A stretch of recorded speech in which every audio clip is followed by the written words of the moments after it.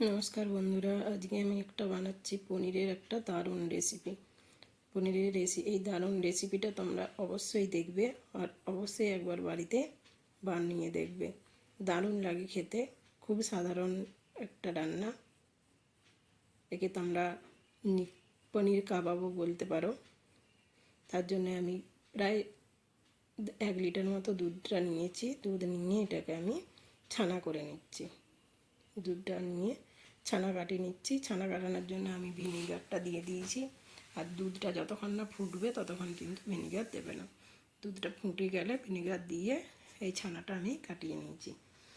ছানা কাটিয়ে ছানাটাকে একটা পাতলা কাপড়ে বেঁধে নেবে, একটু খুব টাইট নয়, তারই মধ্যে একটু বেঁধে নিয়ে তাতে ছানাটা একটা কোনো জিনিসের ওপরে রেখে তার উপরে একটা ভারী জিনিস চাপাতে হবে যাতে ছানাটা জমানোর জন্য একটু টাইম তো দিতে হবে। তার জন্য আমি এটা একটা নড়া রেখে দিলাম এর ওপরে, কিন্তু এর থেকে ভারী হলেও ভালো হয়। এবার আমি মশলা বানাবো। মশলার জন্য 4টে শুকনো লঙ্কা, 2 চামচ মতো ধনিয়া, গোটা ধনে, আর দেবো জিরেটাও 1 চামচ মতো দিলাম, মৌরি দিলাম 1 চামচ মতো দিয়ে এটা একটু নেড়ে চেড়ে ভেজে নেবো। ভেজে নিয়ে এটা আমি পিষিয়ে রেখে দেবো। আর নিলাম একটু চিনেবাদাম সবাইয়ের ঘরে পাওয়া যায়।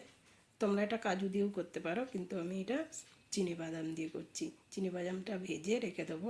আর এবার আমি কড়াই তেল গরম করে গোটা মশলা, একটু জিরে, কয়েকটা গোলমরিচ, একটু দারুচিনি যেটাকে কাঠচকালি বলো, আর 2-3টে মতো এলাচ দিয়ে আমি এটা ভাজা মতো হয়ে গেলেই এতে পেঁয়াজ, কয়েকটা রসুন কুচি আর 1 ইঞ্চি মতো আদার টুকরো দিয়ে একটু ভেজে নিয়ে তারপর পেঁয়াজটা, একটা বড় সাইজের পেঁয়াজ আমি দিয়ে দিয়েছি। এটা একটু ভাজা হয়ে গেলে তার উপরে একটু লাল করে ভাজতে হবে। একটু ভাজা হয়ে গেলে এর উপরে আমি দিয়ে দেবো টমেটো। একটা বড় সাইজের টমেটো দিয়ে টমেটোটা একটু ভেজে নেব, একটু লাল করে ভেজে নেব। ভাজা হয়ে গেলে মশলাটা এই যে পেঁয়াজের ভাজাটা মশলা আর ওইদিকে বাদামটা একসঙ্গে দিয়ে আমি একটা পেস্ট বানিয়ে নেব। এর উপরে কিন্তু আমি একটু হলদি আর নুন দিয়ে দিয়েছি যাতে টমেটো একটু গলে ভাজা হয়ে যায়। আর বাদামটা আমি আগে বাদামটা ভেজেই নিয়েছি। তোমরা এই সময় এতে কাজুটাও দিতে পারো, কিন্তু আমি আজকে কাজু দিচ্ছি না এখন। এতে ওইটা মশলাটা ভেজে নিয়েছি। আর আমি যে পনিরটা বানিয়ে রেখেছিলাম, দেখো পনিরটা হয়ে গেছে। আর চাকুটা দিয়ে আমি ধনে পাতা কেটেছিলাম, দেখছো পনিরের মধ্যে লেগে গেছে। পনিরটা হয়ে গেছে। পনিরটা কেটে নিলাম পিস করে, যে যেমন পিস করবে কেটে নেবে। আর পনিরটাকে রেডি করার জন্য আমি পনিরের মশলাটা রেডি করব। তার জন্য নিচ্ছি আমি কিছু পরিমাণ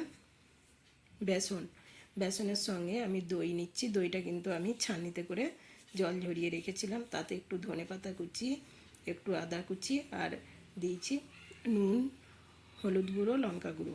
আর আমি সরষের তেল একটু দেখালাম, যে সরষের তেলটা আমি কড়াতে গরম বসিয়ে দিয়েছি, সরষের তেলটা এতে দেবো।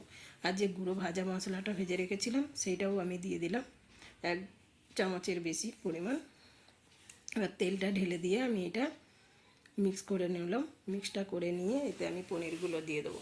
পনিরগুলো এতে হালকা হাতে মিশিয়ে নিতে হবে, নাহলে পনির তো ভেঙে যেতে পারে। হালকা করে পনিরটা আমি মিশিয়ে নিচ্ছি।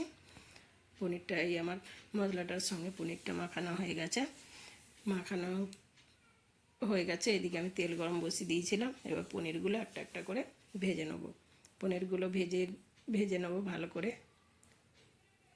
হালকা আছে পনিরটা ভেজে নেব। এতে বেশি তেলের দরকার নেই। পনিরটা হালকা আছে পনিরটা ভেজে নিচ্ছে। আর ওইদিকে আমি যে মশলাটা পিষেই রেখেছি, বললাম যে মশলাটা বানিয়েছিলাম সেটা পেশা আছে। আর যে ভাজা মশলাটা কিছুটা পনিরে দিয়েছি, কিছুটা আমার রাখা আছে। ওইটা আবার একবার যে মশলা লাস্টে আমার লাগবে। পনিরটা ভেজে নিচ্ছে, একটা করে উল্টে লাল করে ভেজে নেব। আর এই যে পনিরের ভাজাটা বন্ধুরা তোমরা এমনিও খেতে পারবে, খুব সুন্দর লাগবে খেতে, দারুণ লাগবে। এটা দই আছে তো, দই, সব রকম ভাজা মশলা, বেসন আছে। এই পনিরে বা এই ভাজাটা দারুণ লাগবে খেতে, একটু শুধু চাট মশলা ছড়িয়ে খেয়ে দেখবে দারুণ।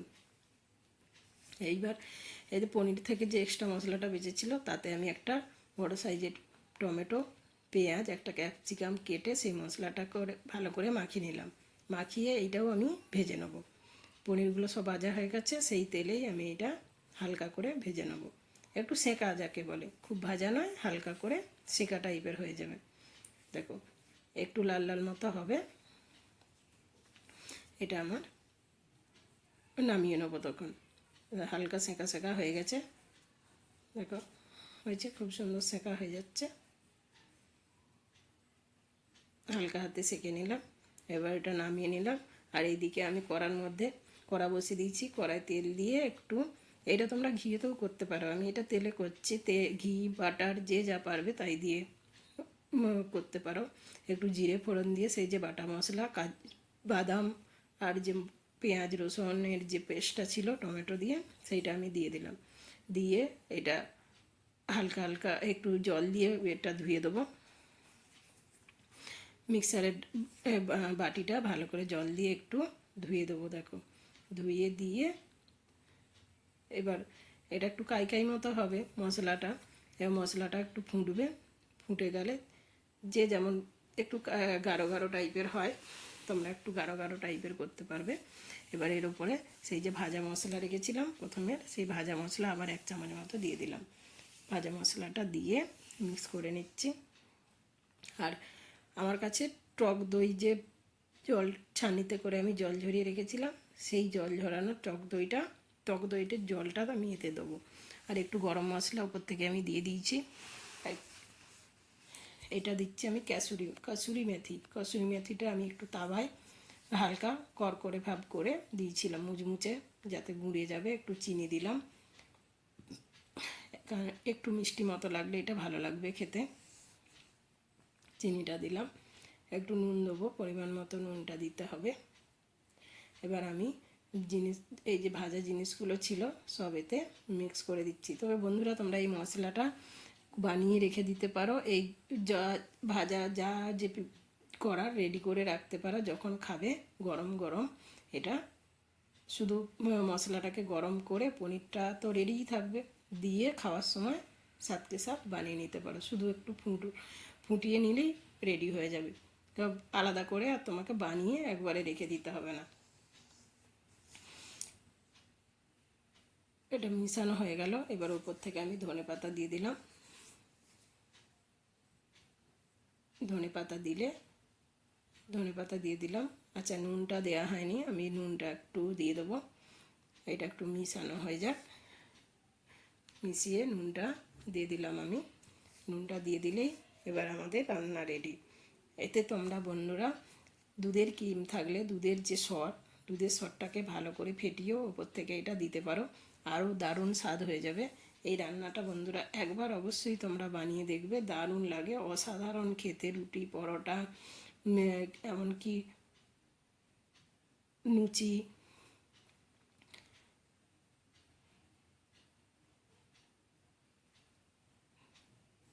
যাই দিয়ে খাবে দারুণ লাগবে। অবশ্যই বন্ধুরা একবার বাড়িতে বানাবে। নমস্কার, হাই।